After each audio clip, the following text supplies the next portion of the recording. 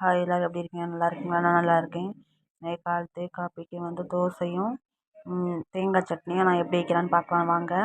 வந்து ஒரு கவர் மாவு 30 ரூபா.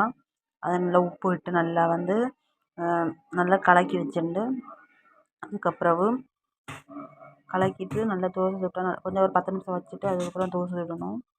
அதுக்கப்புறம் பாருங்கள், கல் அடுப்பில் வச்சுட்டு வந்துட்டேன். அதுக்கப்புறம் சட்னிக்கு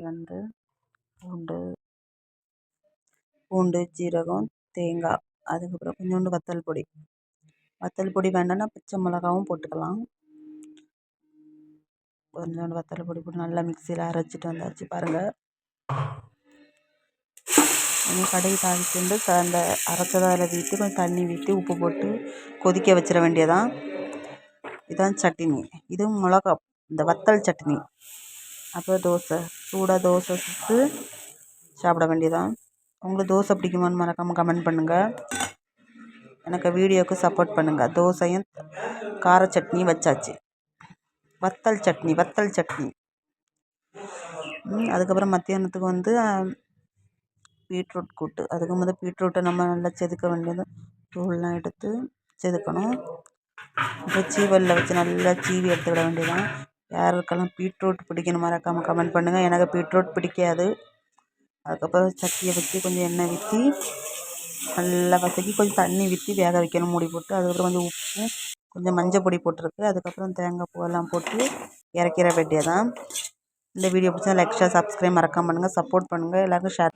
ஹாய், இந்த கூடு நல்லா இருக்கா? இது புறா கூடாங்க. இந்த கூடு நல்லா இருந்தால் மறக்காமல் கமெண்டில் நல்லா இருக்குன்னு கமெண்ட் பண்ணுங்கள், லைக் பண்ணுங்கள். அதுக்கப்புறம் இந்த புறா கூடு என் ஹஸ்பண்டு தான் செஞ்சாங்க. அவங்க வெல்டிங் ஒர்க்கு போகிறாங்க. அவங்க புறா கூடு, நாய் கூடு, அதுக்கப்புறம் சீட்டு ஒர்க்கு, கேட்டு எல்லாம் போடுவோம். உங்களுக்கு அப்படி செய்யதா இருந்தால் நீங்கள் நாகர்கோவில் சைடில் இருந்தவங்க எல்லாம் மறக்காமல் கமெண்ட் பண்ணுங்கள். அப்போ நாங்கள் வீட்டில் நாங்கள் ரெடி பண்ணி தரலாம். பிடிச்சிருந்தால் மறக்காமல் லைக் ஷேர் சப்ஸ்கிரைப் மறக்காமல் பண்ணுங்கள். அதுக்கப்புறம் உங்களுக்கு ஒரு டிப்ஸ் சொல்லித்தரேன். நீங்கள்